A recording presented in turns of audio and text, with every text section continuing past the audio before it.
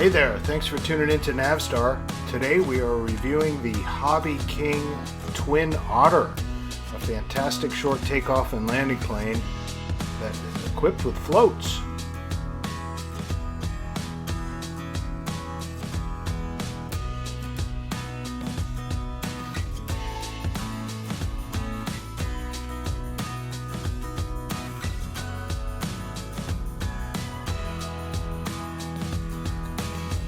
We're super busy here at Navstar. We've got a lot of really cool reviews lined up, but today we are laser focused on checking out everything there is about the Twin Otter from HobbyKing. So let's get into it. All right, let's get into the unboxing of this Twin Otter and take a look at how she was sent to us. This is an Avios product, and every Avios plane that I've had sent to me has been very, very well packaged. I do believe that they represent the higher end of the HobbyKing line, and you know, for the price point, what an outstanding value given what you get for your money. So let's get on with it. It's amazing to me how much they get into one of these boxes here. There has to be an engineering department dedicated just to how much they can get into one of these boxes at once. But anyhow, standard setup. We have a quick setup guide with the flaps, ailerons, and elevator settings, as well as detailed CG location and a QR code to get to the actual manual, which we will be using during the assembly process. Right here on the top, we've got the twin props, some nice scale detail on there, and as expected with the Twin Otter, she has a striped propellers for safety. And these three blades will work real well for these purposes. In all the videos that I've seen, it has plenty of power. An assortment of carbon fiber rods to focus on a wing support, wing strut.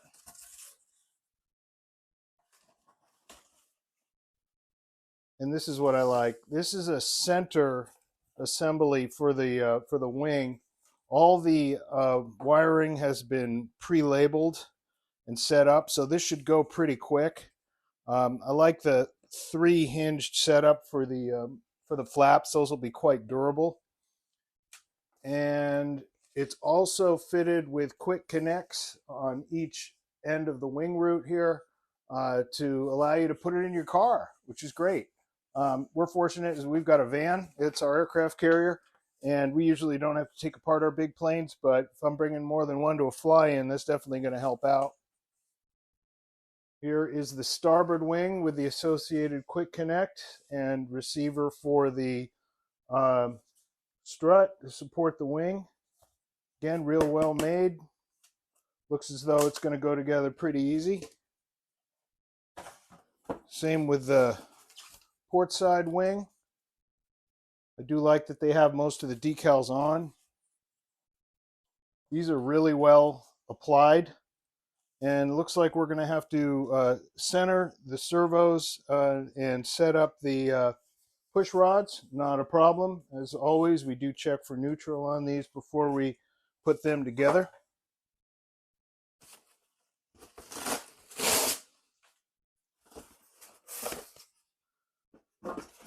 It just blows me away how well these are packaged. They'd have to be for traveling that distance. 2 nose cones for different aircraft models in the Twin Otter configuration. Both are magnetically affixed to the fuselage. And very nicely included with this aircraft are the floats. And everything I've seen about these is they work real well. Fairly easy to install.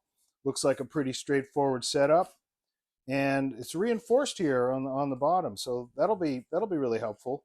I don't know if I want to attempt a dry takeoff or landing with these floats, but I'm sure you could. I think I've seen one guy online try that, and he did okay. But I'm going to be doing 2 distinct maidens with this, the first of which will be on our strip at the club, and the second of which will be up at the pond, where we're going to give it a full testing on the water. well-appointed wheels. And that is super nice to see. The engineering on these the forward gear is really, really extraordinary. Nice suspension, machined parts. Can't go wrong with that.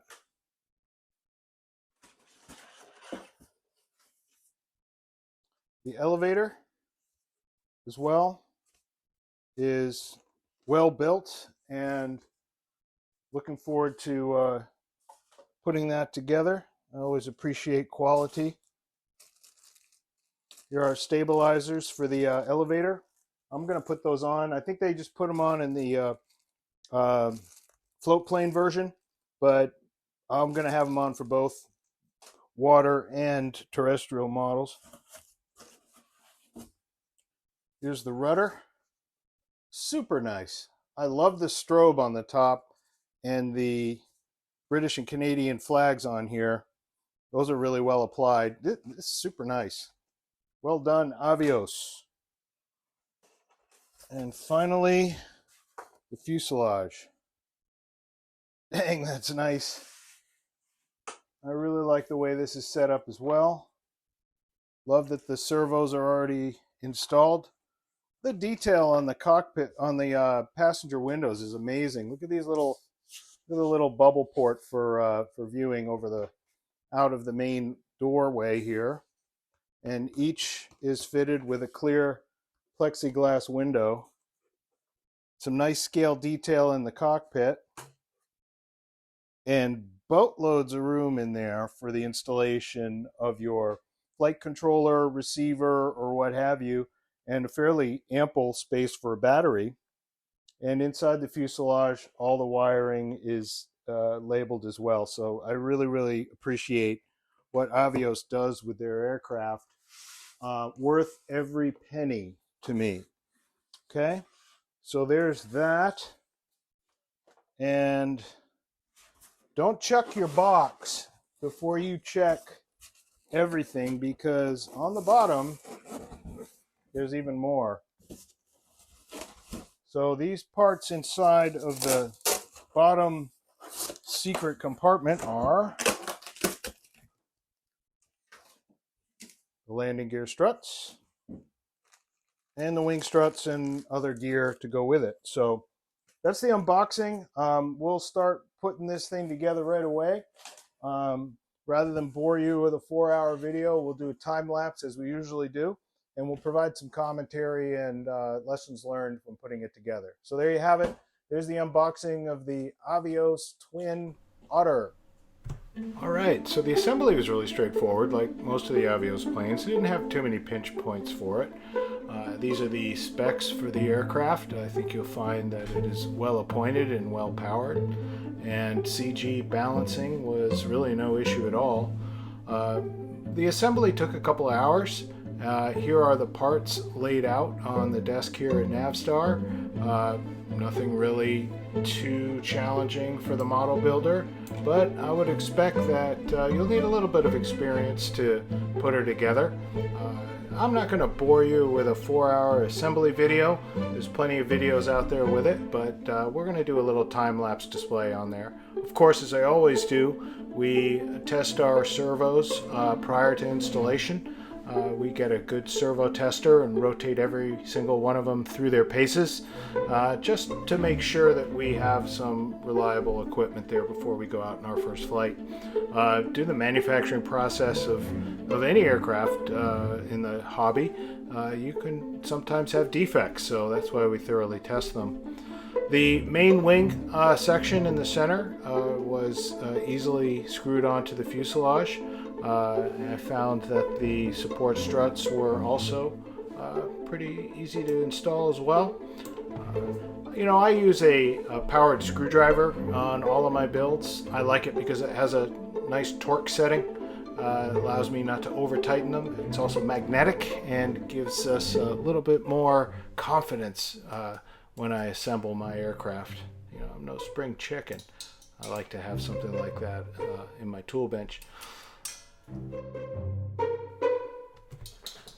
The instructions were really good.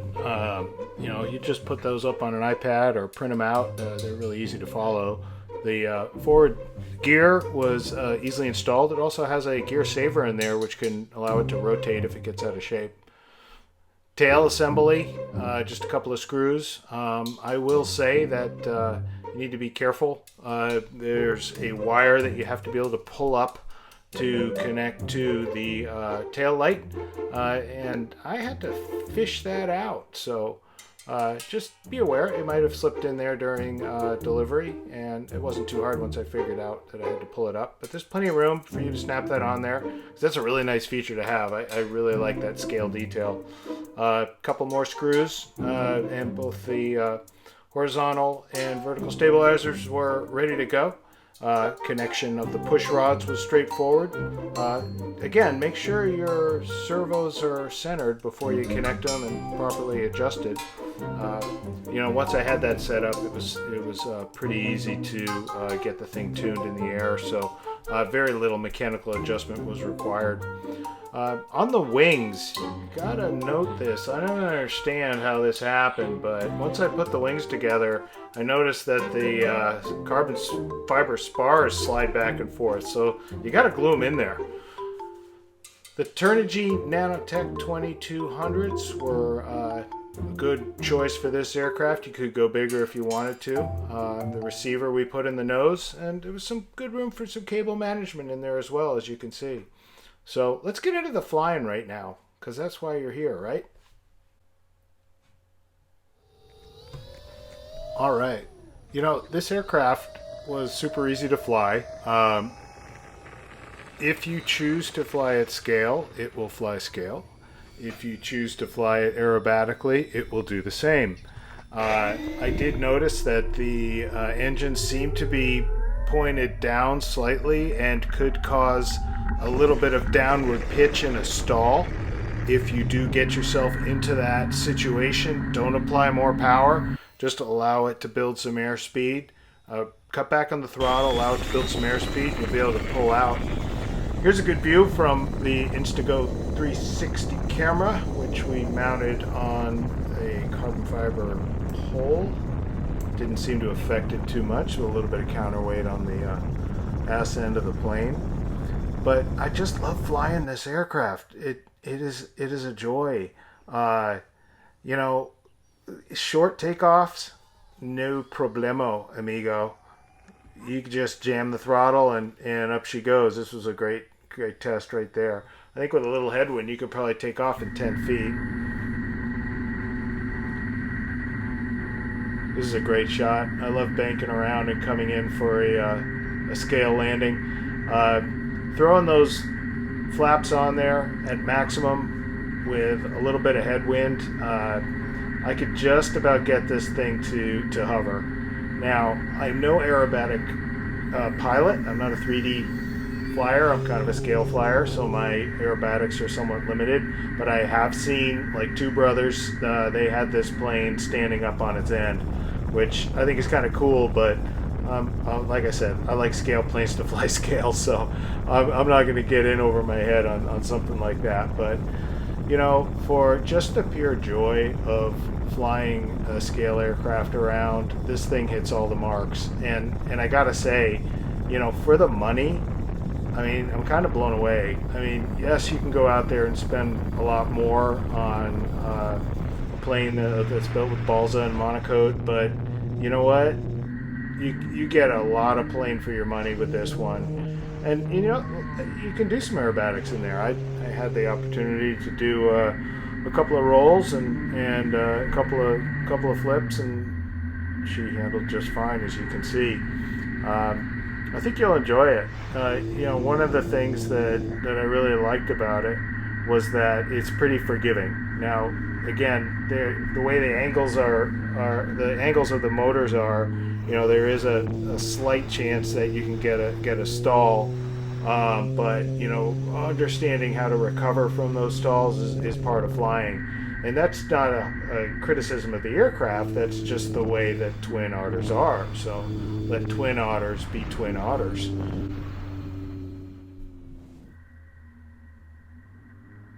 I like just watching this video just for the pure joy of watching it fly.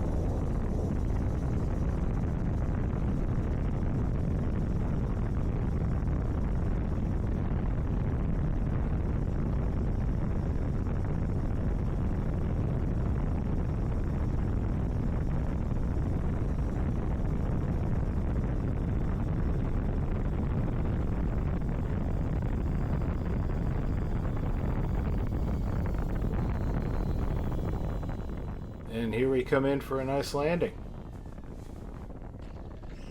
Butt up, baby. This plane will make you look good. Seriously. Here's another view.